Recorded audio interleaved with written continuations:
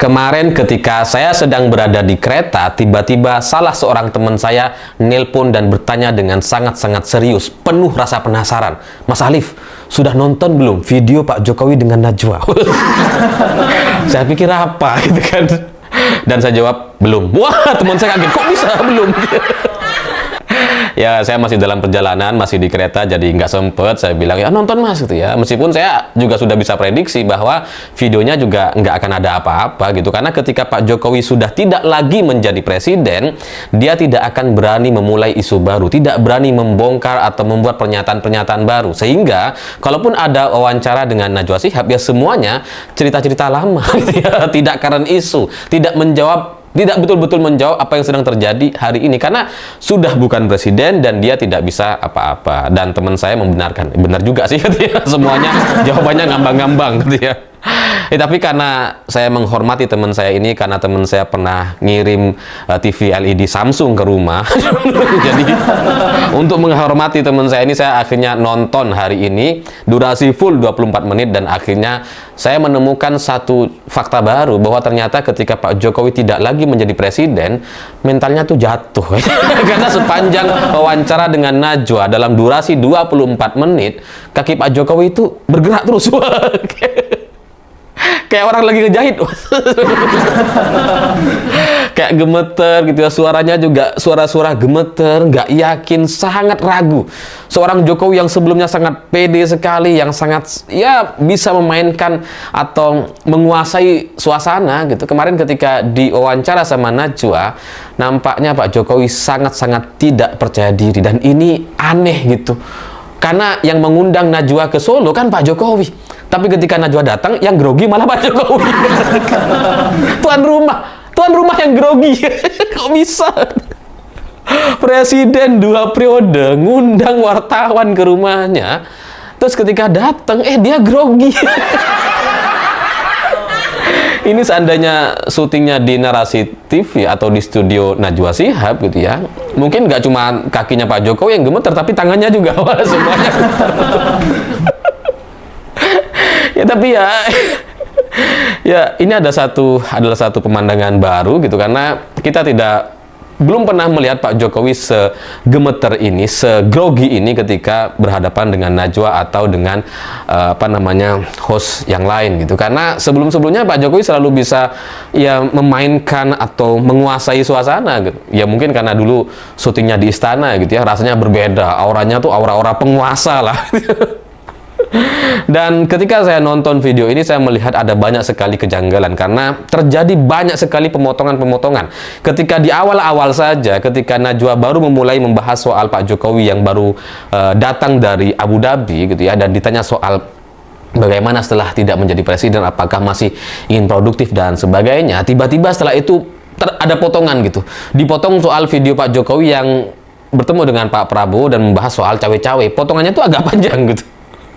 Ini lagi ngobrol enak-enak membahas soal produktif nggak produktif setelah tidak menjadi presiden, tiba-tiba muncul potongan seperti itu dan bahasanya kemudian beralih kepada bahasan soal cawe-cawe. Jadi ya kayaknya itu ada yang dipotong atau ada perbincangan atau pernyataan-pernyataan yang tidak pede untuk disampaikan ke publik. Jadi disimpan gitu ya, tidak ditayangkan.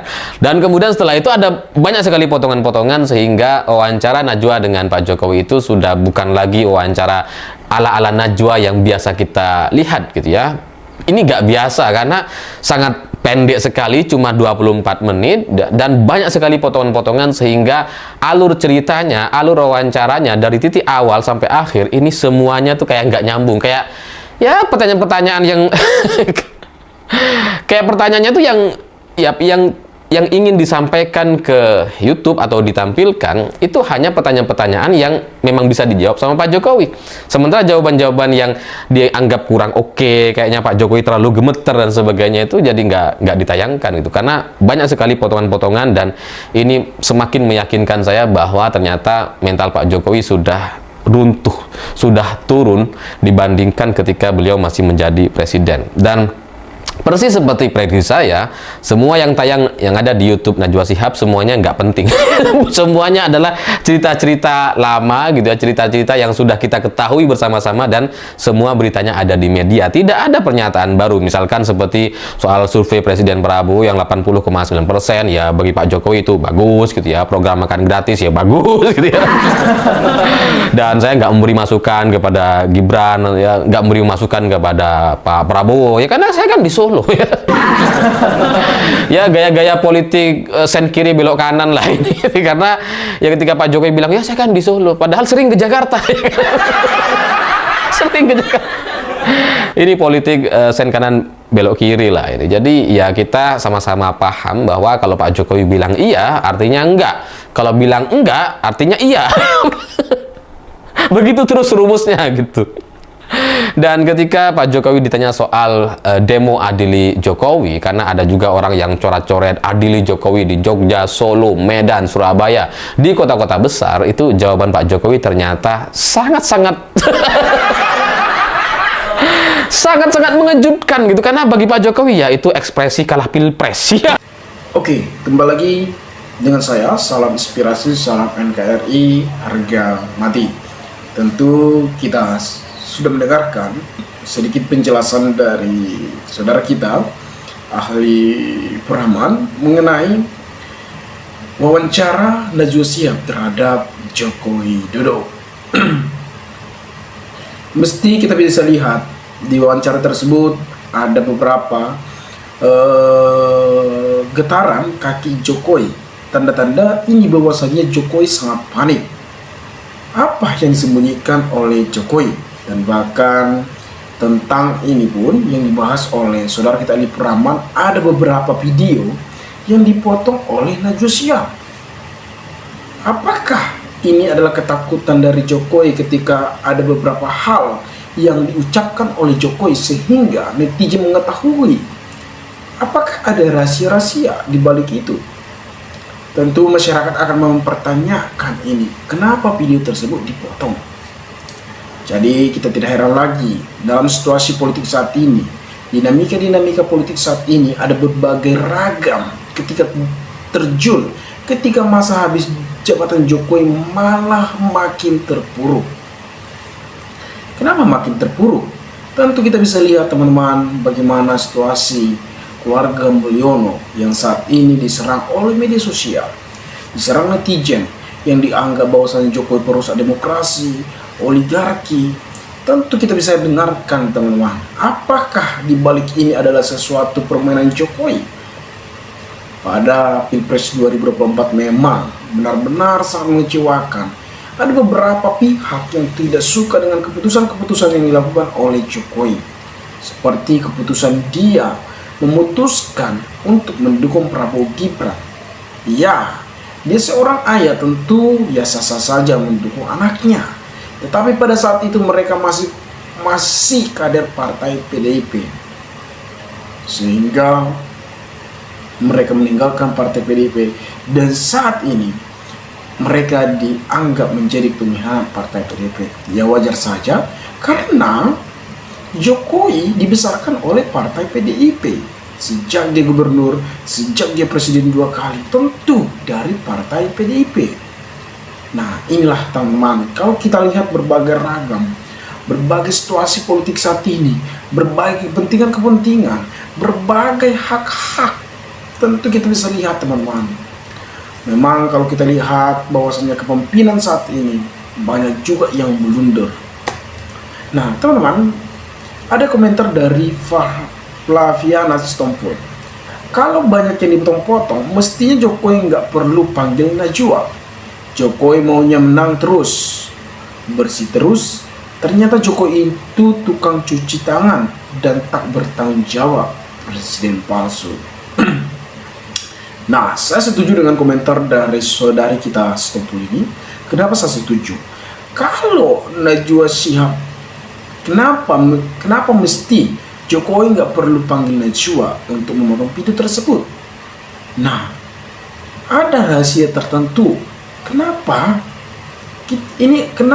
harus dipotong? Ini menandakan bahwasanya Jokowi ingin menang, dan bersih terus. Tapi masyarakat ataupun netizen Indonesia kita ini tidak percaya lagi dengan adanya Jokowi. Tentu kita tidak lupa dengan kinerja Jokowi selaku Presiden Republik Indonesia di tahun 2018, 2019 sampai 2025. Tentu kita sudah menikmati teman-teman. 2013 juga dia memimpin sampai 2019, 2024 juga memimpin. Tentu kita juga menikmati, tetapi pada saat itu lengserlah Jokowi, malah digoreng-goreng dia. Gemetaran Cak, suaranya terasa berat, ada kebohongan dan kesalahan yang disembunyikan.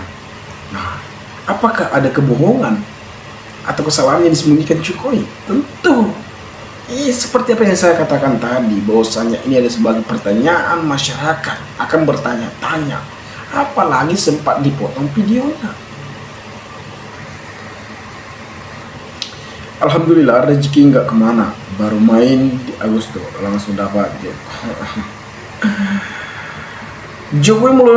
Jokowi Mulyono sudah habis krismanya akibat ulahnya sendiri yang senaknya buat kebijakan demi anak dan keluarganya. Sejarah mencatat pernah ada Presiden Republik yang sudah menjabat diberi lebih terkorup oleh OSMER, lembaga internasional yang terpercaya. Nah, tentu kita mengakui Jokowi pada tahun 2013 sampai 2019. Jokowi adalah presiden terbaik menurut saya. Dia ngambil kebijakan-kebijakan yang keputusan-keputusan yang tepat. Tetapi di masa jabatannya ini sudah, tetapi Jokowi malah bersemena-mena mengubah kebijakan-kebijakan, dan bahkan ini adalah secara yang merusak karisma seorang Jokowi. Yakinlah suatu saat akan tiba saatnya di mana keadilan menemukan jalannya. Adili semua keluarga Jokowi, segera memajukan wapres ilegal. Nah, itu namanya senjata makan tuan. Dikiranya mata Najwa akan menanyakan yang biasa-biasa saja. Ternyata integrasi persis seperti orang yang merasakan bersalah sedang ditutupi di pengadilan.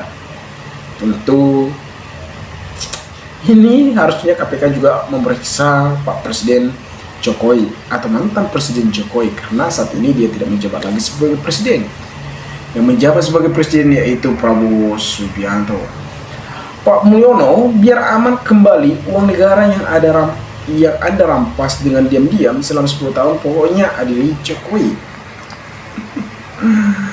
Mengundang Najwa Shihab, ingin membersihkan nama, malah makin nama tercoret.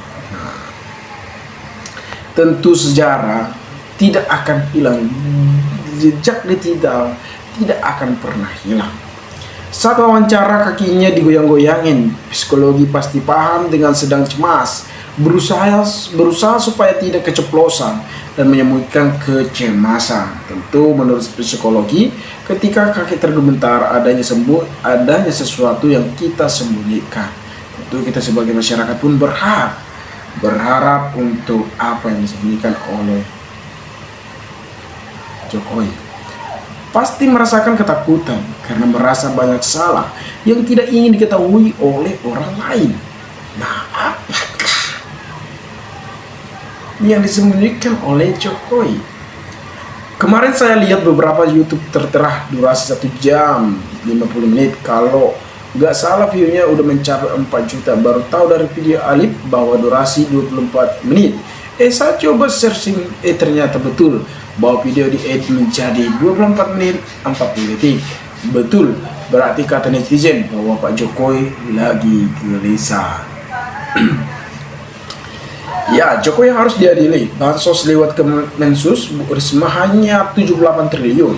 Bansos yang disebarkan oleh Pak Jokowi, Bu Risma tidak diajak 390-an triliun, dan Opung Luhut bersuara lebih dari separuh atau lebih dari 250 triliun bansos disebar Pak Jokowi.